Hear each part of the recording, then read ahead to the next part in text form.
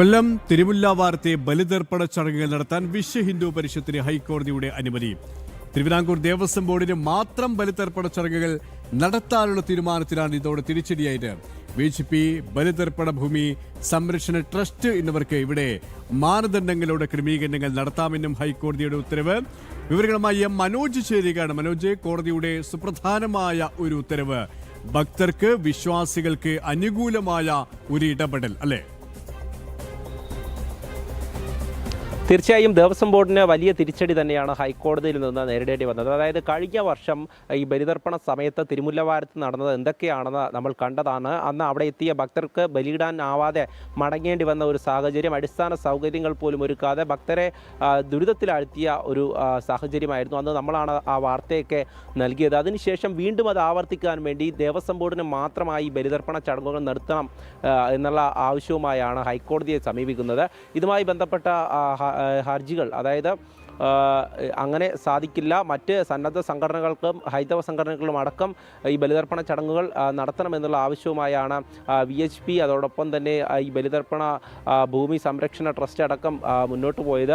ഇതുമായി ബന്ധപ്പെട്ട് നമ്മൾ പരിശോധിച്ചു കഴിഞ്ഞാൽ കഴിഞ്ഞ മുൻപത്തെ വർഷങ്ങളിലൊക്കെ തന്നെ എല്ലാ സന്നദ്ധ സംഘടനകളും സാംസ്കാരിക സമിതികളും ഒത്തുചേർന്നുകൊണ്ട് ഈ ബലിതർപ്പണം നടത്തിവരുന്നു. അതായത് 4 ലക്ഷത്തിലധികം ഭക്തരാണ് ഇവിടേക്ക് എത്തുന്നത്. തൻ്റെ മാതാവിനും പിതാവിനുമൊക്കെ അങ്ങനെ നഷ്ടപ്പെട്ടു പോയ ഒരുപാടുണ്ട്. അവർക്ക് അവരുടെ പിതൃക്കൾക്ക് മോക്ഷം ലഭിക്കണമെന്നുള്ള ഒരു ചിന്തയുമായി ഭക്തിയുമായി അവിടേക്ക് എത്തിച്ചേരുന്ന ഭക്തർക്ക് കഴിഞ്ഞ വർഷമുണ്ടായ അനുഭവം എന്ന് പറഞ്ഞത് ഈ അവിടെ ബലിയർപ്പിക്കാനുള്ള സാധന സാമഗ്രികൾ പോലും ദേവസ്വം ബോർഡ് നേരെ നൽകിയില്ല എന്നുള്ളതാണ്. അങ്ങനെ കണ്ണീരോടെ അവിടെ നിന്ന് മടങ്ങേണ്ട ഒരുപാട് പേരുണ്ടായിരുന്നു. അങ്ങനെ മടങ്ങിപ്പോയവർ ഒരുപാട് പേരായിരുന്നു. എന്തായാലും അതിനുശേഷമാണ് ഇതുമായി ബന്ധപ്പെട്ട ഓരോ ആവശ്യങ്ങൾ ഉയർന്നു വരുമ്പോൾ അത് അനുവദിക്കില്ല എന്നുള്ള കാര്യം നേരത്തെ തന്നെ, അതായത് കഴിഞ്ഞ ദിവസങ്ങൾക്ക് മുൻപാണ് നമ്മൾ തിരുമുല്ലവാരത്തെ ഈ ബലിതർപ്പണ കേന്ദ്രത്തിൽ എത്തിയതും അവിടെയുള്ള ജനങ്ങളുടെ ആശങ്കകളും അതോടൊപ്പം തന്നെ ഇത്തരത്തിലുള്ള കാര്യങ്ങളൊക്കെ അന്ന് തന്നെ ഈ ദേവസ്വം ബോർഡിൻ്റെ നീക്കം നമുക്ക് മനസ്സിലായിരുന്നു. ഇതുമായി ബന്ധപ്പെട്ട ഒരുപാട് പ്രതികരണങ്ങൾ വന്നു. മന്ത്രി ബിന്ദു കൃഷ്ണ അടക്കം ഇക്കാര്യത്തിൽ നമ്മളോട് പ്രതികരിച്ചിരുന്നു. എന്തായാലും അതിന് പിന്നാലെയാണ് ഇപ്പോൾ ഹൈക്കോടതിയിൽ നിന്നും ഇത്തരമൊരു തീരുമാനം, അതായത് ദേവസ്വം ബോർഡ് നൽകിയിട്ടുള്ള ഹർജി, അതോടൊപ്പം തന്നെ VHP അതോടൊപ്പം തന്നെ ഈ സാംസ്കാരിക സമിതികളടക്കം കക്ഷി ചേർന്നുകൊണ്ടുള്ള ഈ ഹർജി പരിഗണിക്കവേ കോടതി ഇക്കാര്യം ഒരു ഉത്തരവായി തന്നെ ഇറക്കിയത്.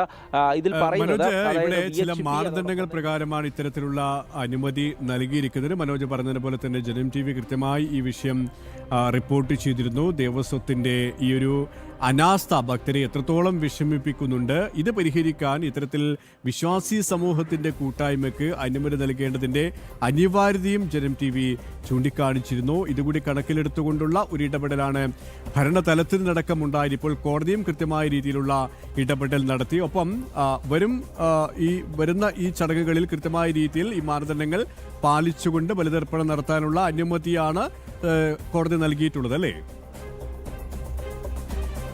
തീർച്ചയായും മാനദണ്ഡങ്ങളെന്ന് പറയുന്നത് കൃത്യമായും മറ്റ് സന്നദ്ധ സംഘടനകൾക്കടക്കം ഭക്തർക്ക് ഒരു തരത്തിലുള്ള ബുദ്ധിമുട്ടും ഉണ്ടാവാത്ത രീതിയിൽ അവിടെ ബലിതർപ്പണ ചടങ്ങുകൾ നടത്താമെന്നുള്ളതാണ്. കാരണം ദേവസ്വം ബോർഡിനെ മാത്രം കൊണ്ട് അവിടെ അത് സാധിക്കില്ല എന്നുള്ളത് കഴിഞ്ഞ തവണ തന്നെ അത് പ്രത്യക്ഷമായും മനസ്സിലാക്കാവുന്നതാണ്. കാരണം അവിടെ എത്തുന്ന ഭക്തർക്ക് ഒരു ടോയ്ലറ്റ് സംവിധാനം പോലും മര്യാദയ്ക്കില്ല. അതോടൊപ്പം തന്നെ സാധന സാമഗ്രികളുടെ കുറവ്, ജീവനക്കാരുടെ പ്രശ്നങ്ങൾ, അങ്ങനെ ഒരുപാട് കാര്യങ്ങളാണ് കഴിഞ്ഞ വർഷം. അതൊക്കെ കോടതിയുടെ മുന്നിലുണ്ട്. ഇതൊക്കെ കണ്ടുകൊണ്ട് തന്നെയാണ് ഭക്തർക്ക് ഒരു തരത്തിലുള്ള ബുദ്ധിമുട്ടും ഉണ്ടാവാത്ത രീതിയിൽ എല്ലാ സന്നദ്ധ സംഘടനകൾക്കും അവിടെ ബലിതർപ്പണ ചടങ്ങുകൾ നടത്താനുള്ള സൗകര്യം ഒരുക്കണമെന്നുള്ള കാര്യം ആവശ്യപ്പെട്ടത്. അതിൽ VHP പറഞ്ഞിട്ടുള്ളത് ദേവസ്വം ബോർഡ് ഈടാക്കുന്ന അതേ തുക മാത്രമേ ഭക്തരിൽ നിന്ന് VHPയും ഈടാക്കുകയുള്ളൂ.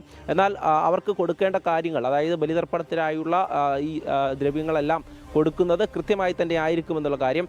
കഴിഞ്ഞ വർഷം വലിയ തിരക്ക് അനുഭവപ്പെട്ടു. പക്ഷേ അതൊന്നും നിയന്ത്രിക്കാൻ പോലും ആവാതെ പോലീസുകാരടക്കം വളരെ ബുദ്ധിമുട്ടി എന്നുള്ളതാണ്. എന്തായാലും അടിസ്ഥാന സൗകര്യങ്ങളാണ് അവിടെ ആവശ്യം. ആ ആവശ്യങ്ങളാണ് ഭക്തർ ഏറെക്കാലമായി ഉന്നയിക്കുന്നത്.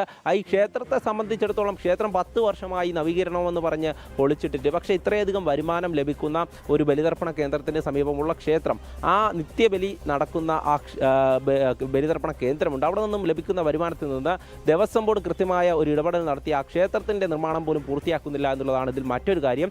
എന്തായാലും നിലവിലെ ഒരു കോടതിയുടെ ഉത്തരവെന്ന് പറയുന്നത് അവിടെയുള്ള ഹൈന്ദവ സംഘടനകൾക്കും അതോടൊപ്പം തന്നെ മറ്റ് ഭക്തർക്കുമൊക്കെ ആയിട്ടുള്ള സംഭവമാണ്. കാരണം അവരുടെ മനസ്സിലൊരു ആശങ്ക ഉണ്ടായിരുന്നത് ദേവസ്വം ബോർഡ് ഇത്തവണയും സ്വന്തം നിലയിൽ നടത്തുവാനാണോ തീരുമാനം. ആ നീക്കമാണെങ്കിൽ വരുമാനം മാത്രം ലക്ഷ്യമിട്ടുകൊണ്ടുള്ള നീക്കമാണ്.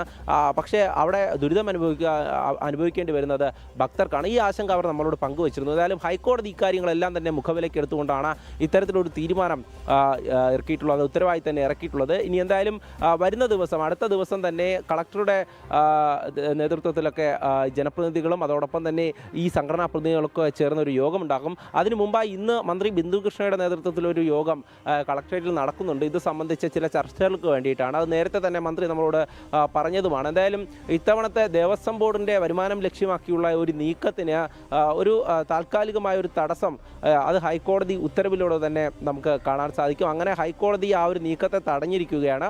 ഇനി വരുന്ന ദിവസങ്ങളിൽ കൂടുതൽ ചർച്ചകൾ, കൂടുതൽ വിപുലമായി തന്നെ ഈ ബലിതർപ്പണ ചടങ്ങുകൾ നടത്തേണ്ട സംവിധാനങ്ങൾ ഒരുക്കുന്നതിനെ കുറിച്ചായിരിക്കും നമുക്ക് കാണാൻ സാധിക്കുക. ദേവസ്വം ബോർഡിനെ കനത്ത തിരിച്ചടി, ഭക്ത സമൂഹത്തിന്, വിശ്വാസ സമൂഹത്തിന് വലിയ ആശ്വാസം. മനോജാണ് വിശദാംശങ്ങൾ നൽകിയത്.